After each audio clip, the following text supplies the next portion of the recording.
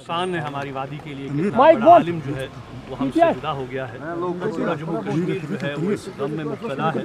اور ہم یہ سمجھتے ہیں کہ میں نے اندر بھی یہ بات کہی کہ جو عالم ہوتا ہے اس کی جو وراثت ہوتی ہے اس کا علم ہوتا ہے, اس کی محنت ہوتی ہے, اور جو انہوں نے محنت کی یہاں پہ کہ مسلمانوں میں اصلاح ہو, مسلمان جو ہیں وہ ایک بہتر زندگی بسر کرے, قرآن و حدیث کا درس انہوں نے دیا. ملی جو ہے اس وقت ہم آہنگی کی سخت ترین ضرورت ہے, کیونکہ آپ دیکھ رہے ہیں کہ اس وقت جو مسلمانوں کے حالات ہیں بہت مشکل حالات ہیں. جموں کشمیر کی اگر ہم بات کریں یا پورے ملک کی ہم بات کریں, ایک بہت بڑا مسئلہ اس وقت وقف بل کے حوالے سے ہے, تو اس پر بھی تھوڑی بات کی, اور اس حوالے سے ہم نے ایک متفقہ فیصلہ لیا تھا جو ہماری متحدہ مجلس علماء ہے, جس میں کہ ہمارے تمام اکابرین ہیں, جس میں کہ ہماری جو ہے وہ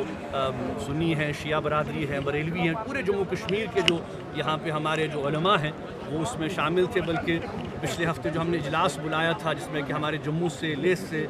کرگل سے بھی علماء آئے تھے, بدقسمتی سے سرکار نے وہ اجلاس نہیں ہونے دیا, لیکن ہم نے ایک متفقہ قرارداد وہاں پر پاس کی اور ہم نے یہ فیصلہ کیا کہ وقف کے حوالے سے جو بھی فیصلہ آل انڈیا مسلم پرسنل لا بورڈ لے گا ہم اس کے ساتھ ہیں انشاءاللہ. تو اس حوالے سے چونکہ سپریم کورٹ نے فی الحال ایک عبوری ایک راحت دی ہے, اور ہم توقع رکھتے ہیں کہ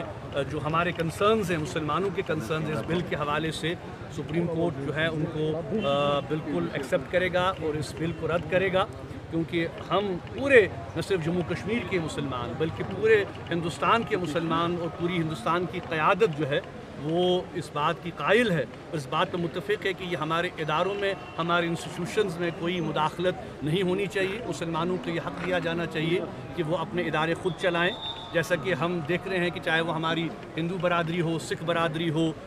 ہماری باقی غیر مسلم برادری ہو, ان کے جو ادارے ہیں وہ خود چلائیں. جیسے ہم نے دیکھ رہے ہیں کہ ویشنو دیوی کا ادارہ ہے تو وہاں پہ ان کی انتظامیہ خود وہ چلا رہی ہے, تو کیوں بار بار مسلمانوں کے اداروں میں آپ کو مداخلت کرنی ہے. تو اس حوالے سے ہم نے جو ایک متفقہ قرارداد ہے وہ بھی جو ہم نے اڈاپٹ کی تھی اور مساجد میں بھی پڑھی گئی, خانقاہوں میں بھی پڑھی گئی. تو اب دیکھیے چونکہ اب یہ معاملہ اب سب جوڈس ہو گیا ہے, ہم توقع ہی رکھ سکتے ہیں کہ جو سپریم کورٹ ہے وہ اس معاملے میں جو ہے وہ اپنا رول ادا کرے گی. اور دوسری اہم بات میں جو یہ کہنا چاہتا ہوں میڈیا کے توسط سے وہ یہ ہے کہ جو بار بار ہماری مذہبی آزادی کو سلب کیا جا رہا ہے, جامع مسجد کو جو بار بار بند رکھا جا رہا ہے, ہمیں نماز ادا نہیں کی جا رہی ہے, بعض و تبلیغ پر پابندی عائد کی جا رہی ہے, تو میں یہ سمجھنے سے قاصر ہوں کہ آخر یہ عمل کیوں ہو رہا ہے, کیوں طاقت کے بل پہ ہماری آواز کو دبایا جا رہا ہے.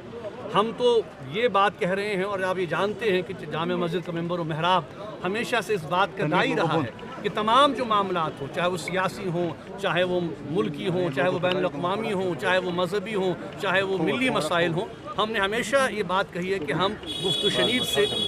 ان معاملات کو حل کرنا چاہتے ہیں. اس لیے ہم یہ توقع رکھتے ہیں کہ حکومت سے, اور چونکہ میں ہائی کورٹ گیا ہوں اور انشاءاللہ اسی ہفتے جو ہے وہ ایک اور سنوائی ہو رہی ہے میرے ہاؤس اریسٹ کیس کی جو کہ جمعہ کے حوالے سے خاص کر ہے, ہم توقع رکھتے ہیں کہ ہائی کورٹ بھی اس بارے میں ریلیف دے گا اور حکومت کو یہ انسٹرکشنز دے گا کہ میرے پر جو جمعہ پر جو پابندیاں عائد کر دی جاتی ہیں واضح تبلیغ پر, ان پابندیوں کو ہٹایا جائے.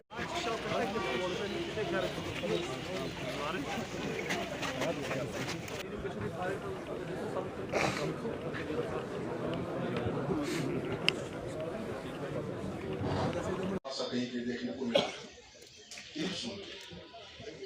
اتحاد بین المسلمین کا درد ان کے اتنا بڑا عالم ابلیس شیطان کے معلم الملک فرشتوں کا بھی استاد.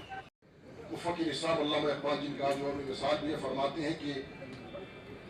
گیا شیطان مارا ایک سجدے کے نہ کرنے سے. سید حسن الموسوی الصفوی, محترم بزرگوں, عزیزوں, علماء, تمام اللہ تعالیٰ کی سائلین درجات بلند مراتب صلاۃ الفاتحہ. اللہم صل علی سیدنا محمد.